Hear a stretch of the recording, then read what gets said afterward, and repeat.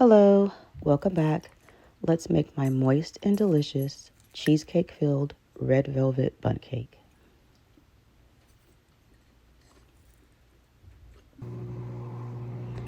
To my mixer, I'm going to add in 1 stick of melted butter along with 1 cup of vegetable oil. I'm going to put that on stir, so it's just the lowest setting of my mixer. And while that's mixing, I'm going to get 1 cup of room temperature buttermilk.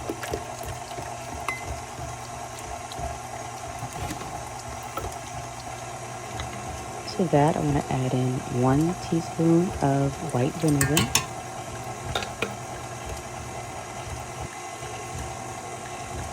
Also going to add in my flavorings at this point, so it's 1 teaspoon of pure vanilla extract, 1 teaspoon of butter flavored extract, and 1 teaspoon of my favorite butter vanilla emulsion.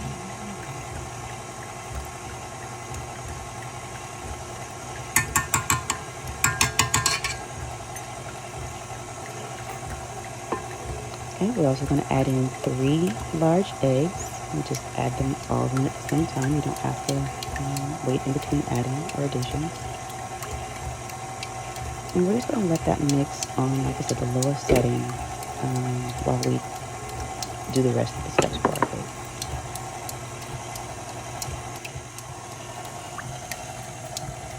So I push that over to the side so I can start on my dry mixture. My dry mixture is going to be 2.5 cups of all-purpose flour. And I'm adding that to my sifter so that I can sift it. All the ingredients actually go into the sifter. That's 2.5 cups of all-purpose flour. Even if I was using cake flour, I still would have sifted it. 1 teaspoon of baking soda. 1 teaspoon of cocoa powder, whatever variety you like. I'm just using Gear Deli here. 1/2 teaspoon of espresso powder,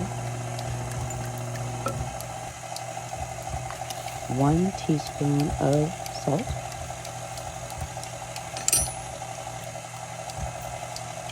and this is optional, 2 tablespoons of powdered butter. I want to sift that all together. Like I said, that powdered butter is optional. If you've been on my channel before, you know I use it in a lot of different recipes. So yes, 2 tablespoons of powdered butter. Sift it all, making sure everything gets down into the sifter.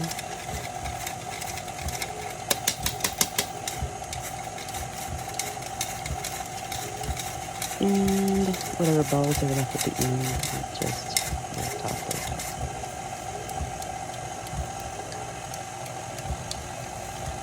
To this dry mixture, we're going to add in 2.5 cups of granulated sugar.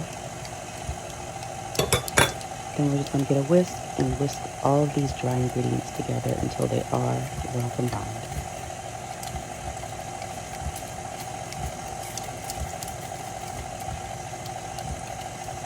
I will tell you that I've been working on this red velvet recipe for a very long time, and it is pretty much perfect. With or without the cheesecake filling, this is the same exact recipe you would use for a red velvet cake. Or green velvet, or blue velvet. It's just the colors change. So to my mixture, I'm going to add in 1 full bottle of McCormick red food color. Yes, the entire bottle. We're going to let that continue mixing until it is well combined, well incorporated, well combined. You'll see that all the butter flakes will disappear and there'll just be one consistent red mixture. Alright, since that's all well mixed, I'm going to now start spooning in my flour mixture 1 spoon at a time. As you can see, my mixer is still on the lowest setting.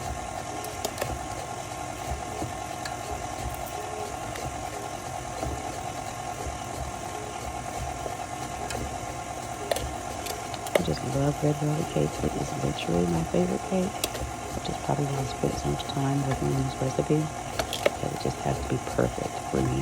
So I'll go ahead and let you know, if you don't have to try any more recipes, this is one of the best red velvet recipes you'll ever have. Alright, get all of that in there. And then we're just going to let that continue mixing until it's all incorporated. As you can see, I probably need to scrape down my bowl, so after I take one to clean the counter, I will stop the mixer, and scrape down the bowl.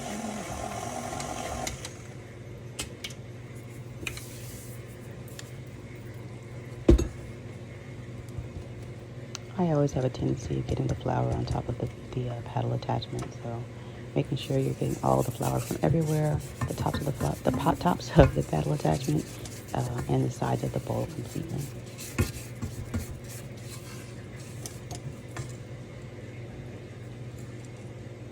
Once you've done that, I'm going to put it back on the mixer just for a few more seconds.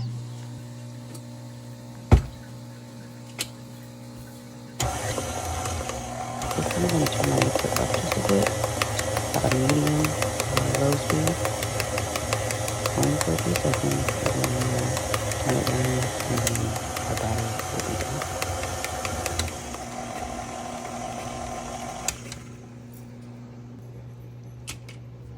So our batter is done, and what you're looking for is a very silky, smooth, thick yet runny batter. If my batter is nice and runny like this, then I know it's going to be perfect. Like I said, this is just like the best recipe, so don't be afraid when your batter looks a bit runny. That's exactly how it's supposed to be.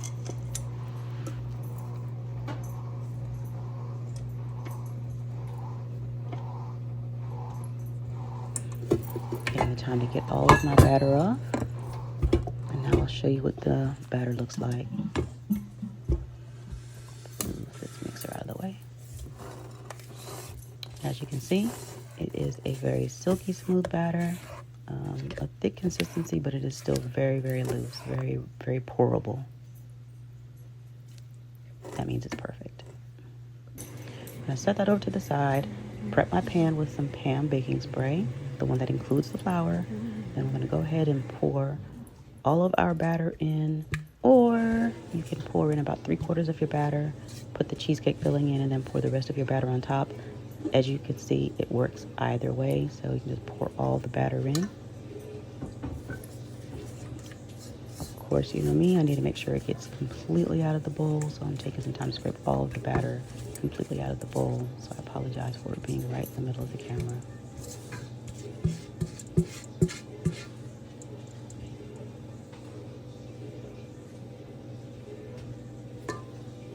Okay, so we're done with that.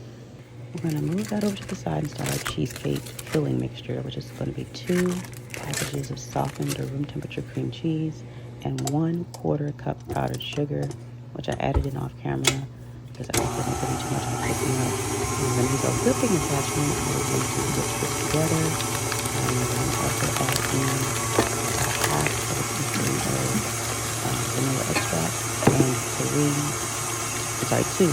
2 large buns.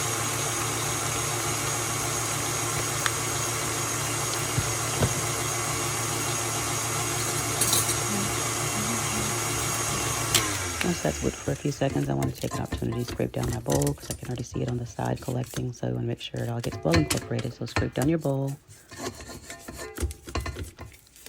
I probably should have taken it off and done the bottom as well, but I didn't, so I'll do it at the end.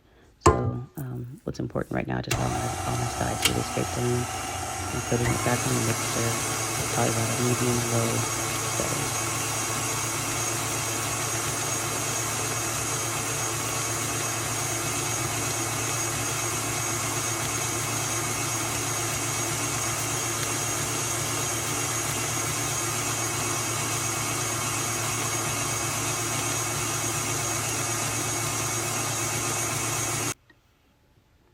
So that probably went for about 30 seconds or so.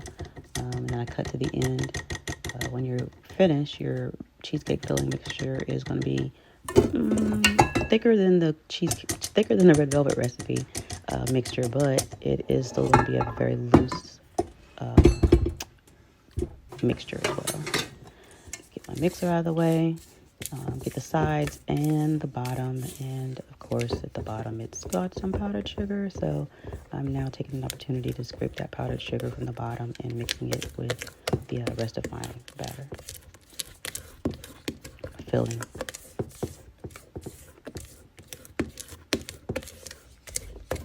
As you can see, it is still very smooth, even though I scraped the bottom off, or scraped the powder off the bottom. It's still a very smooth mixture. So now let's assemble that.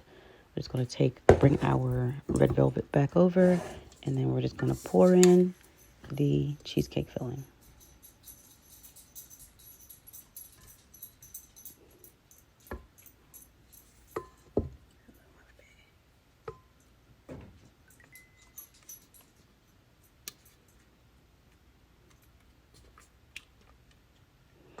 Alternatively, you could have done half as much of the filling if you want to, which would have been one package of the cream cheese,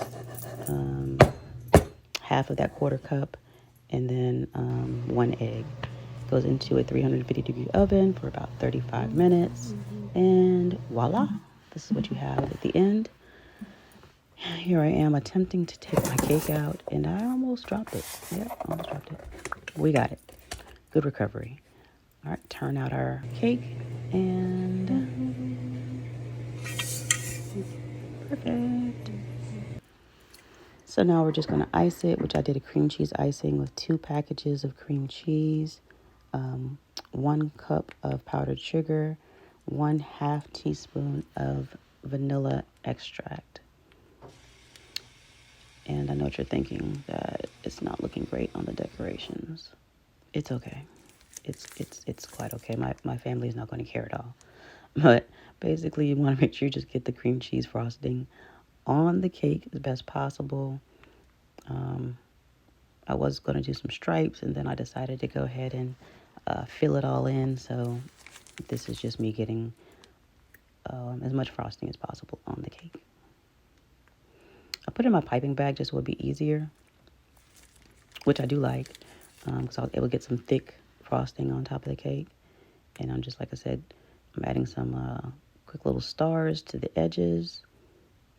And then I'm going to go back and fill in all the lines from before.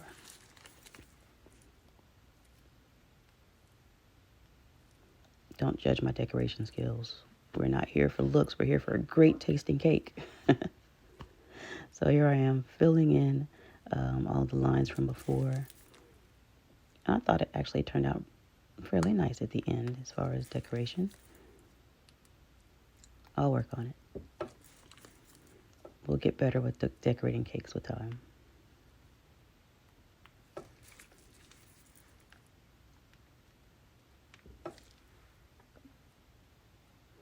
All right, so like I said, I just filled in all of the lines, all of the gaps, and thought it ended up with a fairly cute pattern on top. There it is. Let's get a slice cut so we can see the middle. I will say that I probably should have swirled the cake just a little bit, or maybe tapped it a little bit more, because there was a hole in my filling, but that's neither here or there. It didn't matter. It still tasted great, but that'll just be a correction of errors for you. Tap your cake or swirl it inside the batter before you bake it. And there it is. Cheesecake filled red velvet bundt cake. There's the hole. It's okay. It's still delicious. Well, you guys give this recipe a try. Enjoy.